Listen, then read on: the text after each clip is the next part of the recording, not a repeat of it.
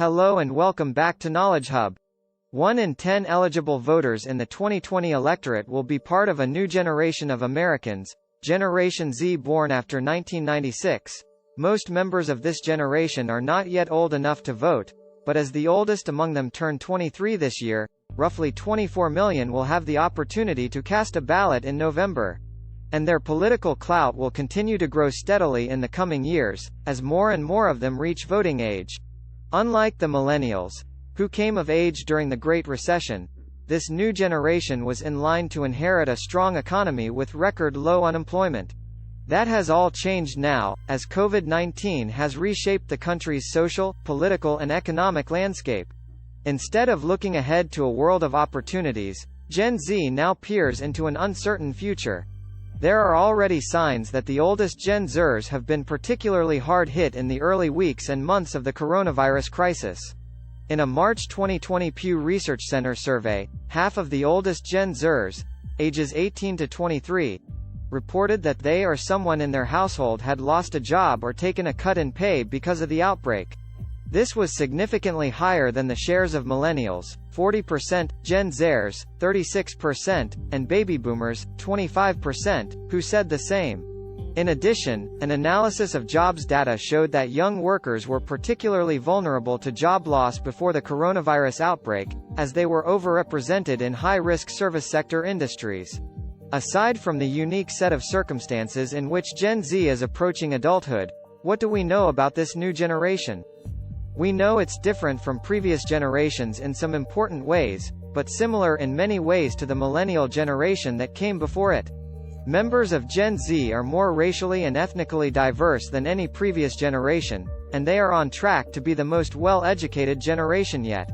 They are also digital natives who have little or no memory of the world as it existed before smartphones. Still, when it comes to their views on key social and policy issues, they look very much like millennials. Pew Research Center surveys conducted in the fall of 2018, more than a year before the coronavirus outbreak, among Americans ages 13 and older found that, similar to millennials, Gen Zers are progressive and pro-government. Most see the country's growing racial and ethnic diversity as a good thing, and they're less likely than older generations to see the United States as superior to other nations. 1. A look at how Gen Z voters view the Trump presidency provides further insight into their political beliefs. A Pew Research Center survey conducted in January of this year found that about a quarter of registered voters ages 18 to 23, 22%, approved of how Donald Trump is handling his job as president, while about three-quarters disapproved, 77%. Millennial voters were only slightly more likely to approve of Trump, 32%, while 42% of Gen X voters, 48% of baby boomers and 57% of those in the silent generation approved of the job he's doing as president. Generation Z represents the leading edge of the country's changing racial and ethnic makeup. A bare majority, 52%, are non-Hispanic white, significantly smaller than the share of millennials who were non-Hispanic white in 2002, 61%. 1 in 4 Gen Zers are Hispanic, 14% are Black, 6% are Asian and 5% are some other race or two or more races. Gen Zers are slightly less likely than millennials to be immigrants. 6% were born outside of the U.S., compared with 7% of millennials at the same age. But they are more likely to be the children of immigrants. 22% of Gen Zers have at least one immigrant parent, compared with 14% of millennials. Even as immigration flows into the U.S. have diminished in recent years, new immigrants will join the ranks of Gen Z in the years to come. As a result, this generation is projected to become majority non-white by 2026, according to Census Bureau projections. In some regions of the U.S., Gen Z has already crossed this threshold. In the West, only 40% of Gen Zers are non-Hispanic white. Just as many are Hispanic, while 4% are Black, 10% are Asian and 6% are some other race. In the South, 46% of Gen Zers are non-Hispanic white. Minority representation is lowest in the Midwest, where more than two-thirds of Gen Zers, 68%, are non-Hispanic white. Gen Z on track to be the best educated generation yet. A look at older members of Generation Z suggests they are on a somewhat different educational trajectory than the generations that came before them. They are less likely to drop out of high school and more likely to be enrolled in college. Among 18 to 21-year-olds no longer in high school in 2018, 57% were enrolled in a 2-year or 4-year college. This compares with 52% among millennials in 2003 and 43% among members of Gen X in 1987. These changing educational patterns are tied to changes in immigration, especially among Hispanics.